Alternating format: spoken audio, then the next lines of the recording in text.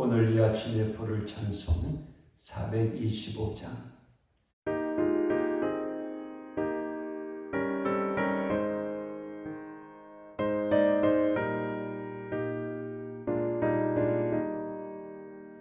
주님의 뜻을 이루소서.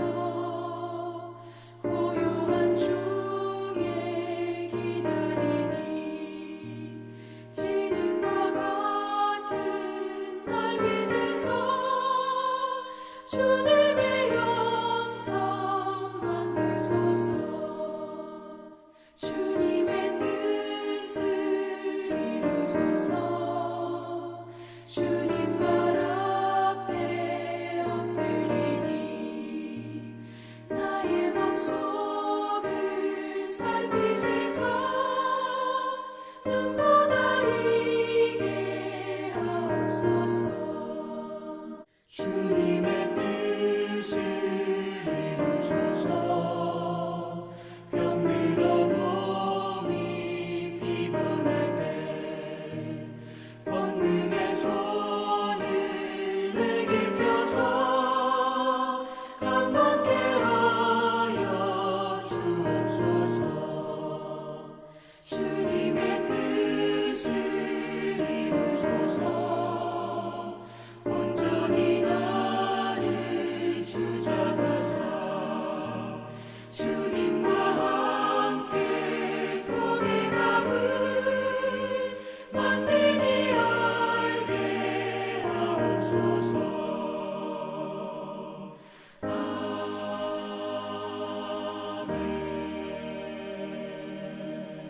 시편 60편 1절에서 12절까지의 말씀. 하나님이여, 주께서 우리를 버려 흩으셨고 분노하셨사오나 지금은 우리를 회복시키소서. 주께서 땅을 진동시키사 갈라지게 하셨사오니 그 틈을 기우소서. 땅이 흔들림이니이다. 주께서 주의 백성에게 어려움을 보이시고 비틀거리게 하는 포도주를 우리에게 마시게 하셨나이다. 주를 경외하는 자에게 깃발을 주시고 진리를 위하여 달게 하셨나이다. 주께서 사랑하시는 자를 건지시기 위하여 주의 오른손으로 구원하시고 응답하소서. 하나님이 그의 거룩하심으로 말씀하시되 내가 뛰놀리라. 내가 세겜을 나누며 숫꽃 골짜기를 측량하리라. 길르앗이 내 것이요 므낫세도 내 것이며 에브라임은 내 머리의 투구요 유다는 나의 규이며 모압은 나의 목욕통이라. 에돔에는 나의 신발을 던지리라. 블레셋아, 나로 말미암아 외치라 하셨도다.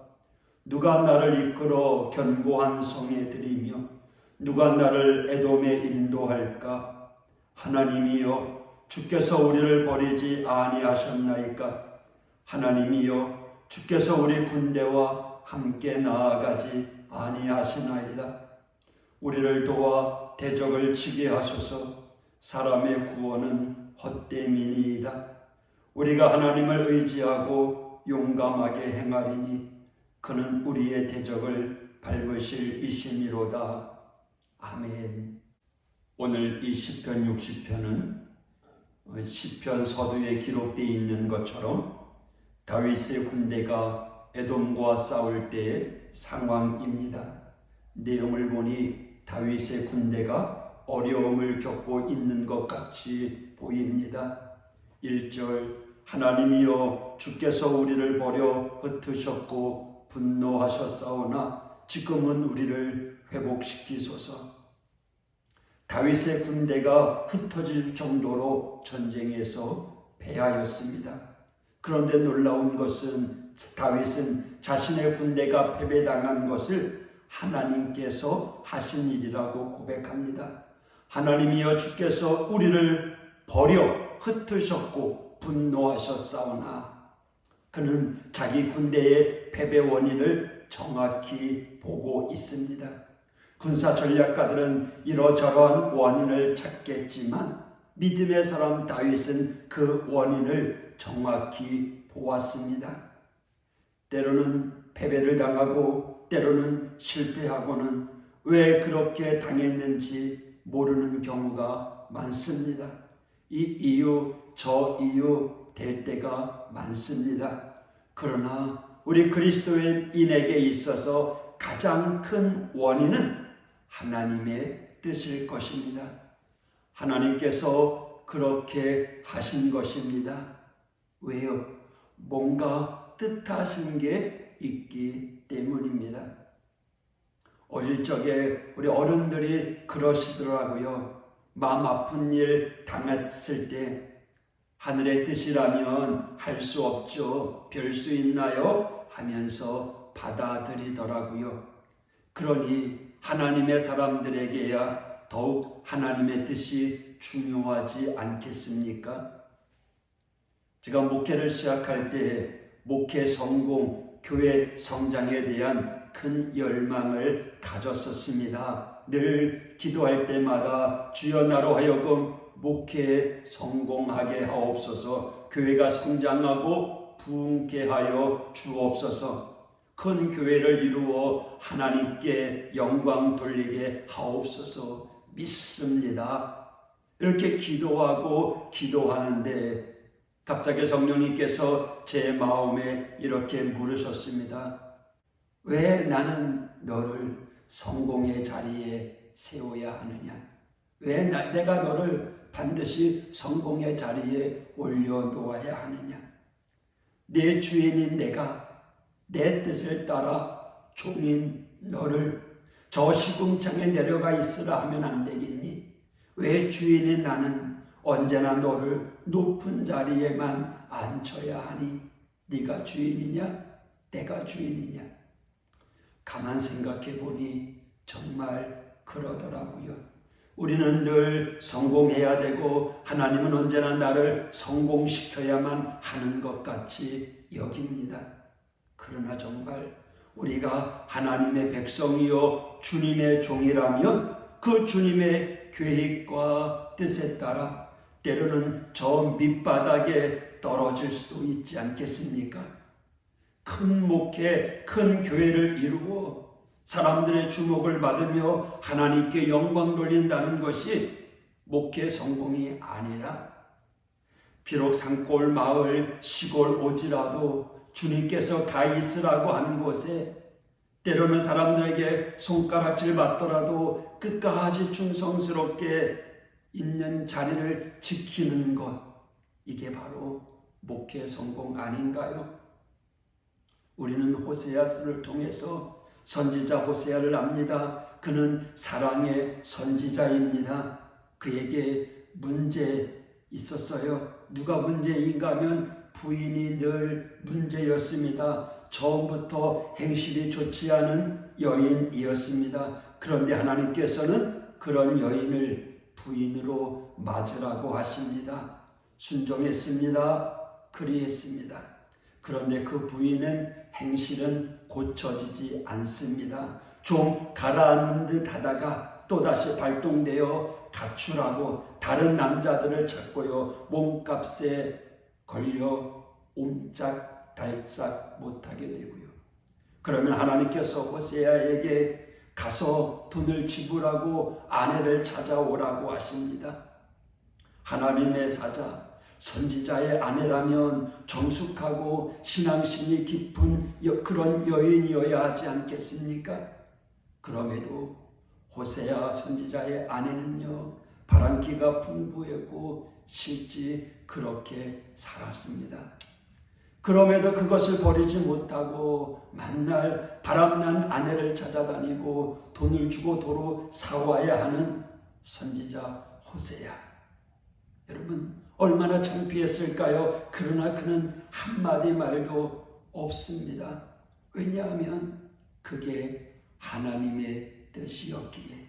하나님께서 이스라엘 백성이 이와 같다고, 바람난 행실이 좋지 않은 호세아의 부인 같다는 것을 가르치는 것이었습니다. 지금 다윗의 심정이 그러한 심정입니다. 전쟁에 나서며 실패하고픈 군대가 어디 있겠습니까? 모두들 나가 싸워 승리하고픕니다. 그런데 그런 기대감을 갖고 나갔는데 다윗의 군대는요 실패했습니다. 전쟁에 패했습니다. 그 패한 원인을 다윗은 하나님께 찾았습니다. 하나님께서 그러셨구나. 그래서 다윗은요 모든 것을 뒤로하고 하나님께 메어 달립니다. 하나님께 간구하고 또 간구합니다. 하나님께서만이 도우실 수 있나이다. 하나님께서 일찍이 약속해 주셨나이다. 하나님께서 해결하셔야 되옵니다. 다윗은 하나님께 메어 달립니다. 여러분 결국 어떻게 되었을까요? 사무엘하 8장, 열왕기상 11장, 역대상 18장에 기록되어 있는 에돔과의 싸움에서 다윗은 모두 승리했습니다. 그것도 대승으로 거둔 것으로 되어 있습니다. 이는 무엇을 말하는 걸까요?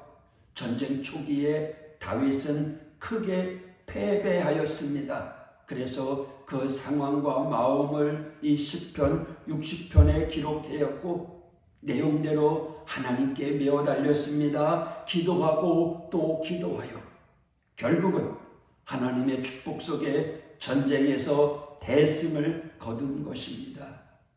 여러분 대승을 거두는 인생 결국 하나님의 뜻을 찾으며 하나님께 메어 달려야 합니다. 죽든 살든 하나님의 것, 하나님의 뜻대로 하시되 하나님께서 도와주시고 하나님께서 나서주셔야 합니다 하면서 메어 달리는 그 간절함에 우리 하나님께서 마침내 나서서 대승을 거두게 해주시는 것입니다. 사랑하는 성도 여러분, 오늘도 하나님의 뜻을 구합시다. 그 뜻을 이뤄드리는 삶을 살기를 원합니다. 오늘도 여러분의 삶이 이제는 패배의 인생이 아니라 대승을 누리는 삶이 되기를 주님의 이름으로 축복합니다. 할렐루야. 낙심한 상황 속에서 절망하지 아니하고 하나님께 나아가 기도하고 또 기도하며 하나님의 뜻을 구했던 다윗 왕, 결국 에돔과의 전쟁에서 승리하였음을, 그것도 대승하였음을 우리는 말씀을 통해서 찾습니다. 주님, 오늘 우리의 삶 가운데 전능하신 하나님의 능력을 의지합니다. 하나님, 우리의 삶 가운데 우리에게 향하신 하나님의 뜻을 구하며 오늘도 그 뜻을 이루어드리는 우리 믿음의 성도들 될 수 있도록 인도하여 주옵소서. 오늘도 패배하는 인생이 아니라 승리하는 인생, 대승을 거두는 축복의 삶이 될 수 있도록 하나님 오늘도 지켜 보호하여 주시옵소서. 영육간에 강건하게 하여 주옵소서. 오늘도 우리 입술로 하나님을 찬양하며 나아가는 이 하루가 되게 하여 주옵소서. 예수님 이름으로 간구하며 기도했습니다. 아멘.